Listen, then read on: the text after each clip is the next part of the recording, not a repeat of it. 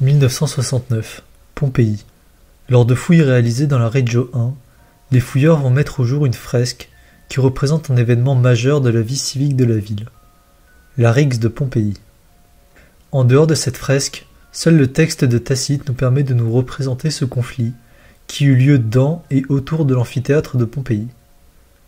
Depuis cette découverte, des recherches ont été faites au XXe et XXIe siècle pour essayer de comprendre les raisons de ce débordement et l'impact qu'il a eu pour la ville de Pompéi.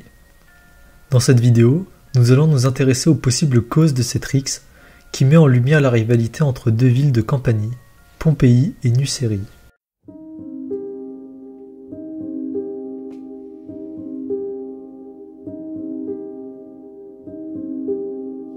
Durant la fin de la République, une violente guerre civile, connue sous le nom de guerre sociale, opposa la République romaine à des cités italiennes alliées, se révoltant de ne pas avoir les mêmes droits que des citoyens romains. Pompéi fera partie de ces soxi qui vont se révolter. La ville sera transformée en 80 avant Jésus-Christ en colonie romaine par Sylla, perdant ainsi son indépendance. La ville va se romaniser. C'est à cette période qu'est construit l'amphithéâtre de Pompéi, symbole de cette romanisation.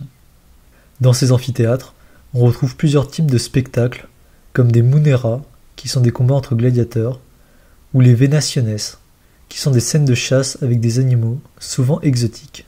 Ces spectacles seront vus par les commentateurs modernes comme des bains de sang, servant à contenter la soif de violence de la population romaine, qui sera vue d'un mauvais œil.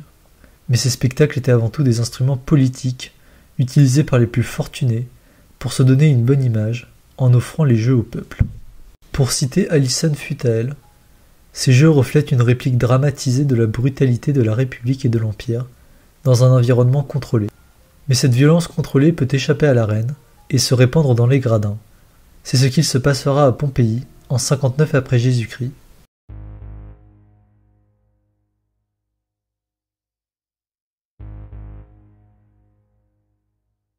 Cet événement opposa donc des citoyens de Pompéi et de Nucérie, qui est une autre ville de Campanie. Nucérie a fait un choix opposé à Pompéi, car durant la guerre sociale, elle est restée fidèle à Rome, ce qui lui a valu plusieurs faveurs au détriment de Pompéi. Il est possible que suite à la guerre sociale, une redélimitation des terres soit effectuée entre les deux cités, à l'avantage de Nucérie, ce qui engendra des rancœurs. Autre possibilité de rancœur, mais cette fois-ci racontée par des inscriptions retrouvées dans la ville de Pompéi. Une inscription mentionne des élections de magistrats sous le règne de Claude, de la ville de Nucérie devant la porte de Nucérie, qui est une des entrées de la ville de Pompéi. Une hypothèse de Pavo Castrène voudrait que Claude ait tenté de réinstaurer une vieille tradition datant de la période de la Ligue nucérienne, qui était une confédération de cités comprenant Pompéi, Herculanum, Sorrente, Stabi et dirigée par Nucérie. Ces événements ont pu exercer une certaine animosité de la part de Pompéi envers Nucérie.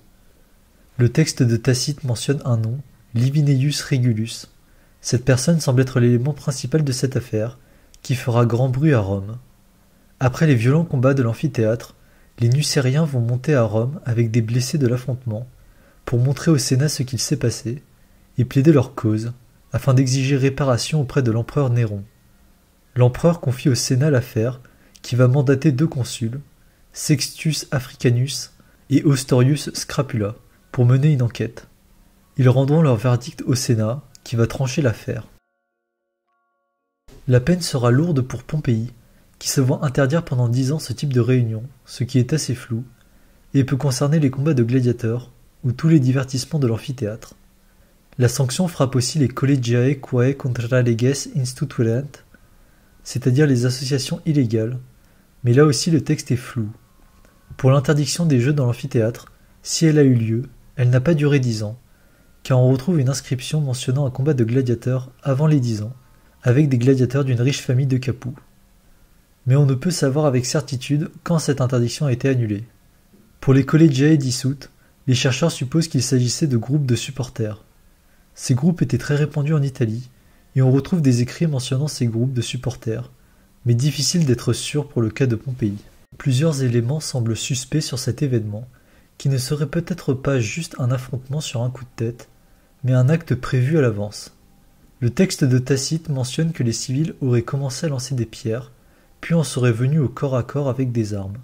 On peut observer ces armes sur la fresque retraçant cet événement. Les habitants de Pompéi auraient-ils préparé à l'avance leurs armes, suite à la multitude de tensions qu'il y avait avec la ville de Nucérie? Et pourquoi seul le nom de Livineius Regulus est mentionné par Tacite? On sait peu de choses sur ce personnage. Il s'agissait d'un sénateur qui a été démis de ses fonctions, sans doute sous le règne de Claude. C'est lui qui finança les Jeux d'après Tacite, lors de la Rixe. Après cet événement, il sera jugé et condamné à l'exil avec d'autres coupables. Cette condamnation montre que cette personne avait un rôle à jouer dans tout ça, mais Tacite ne mentionne pas son degré d'implication. Nous pouvons donc seulement supposer ce qui s'est réellement passé ce jour-là à Pompéi.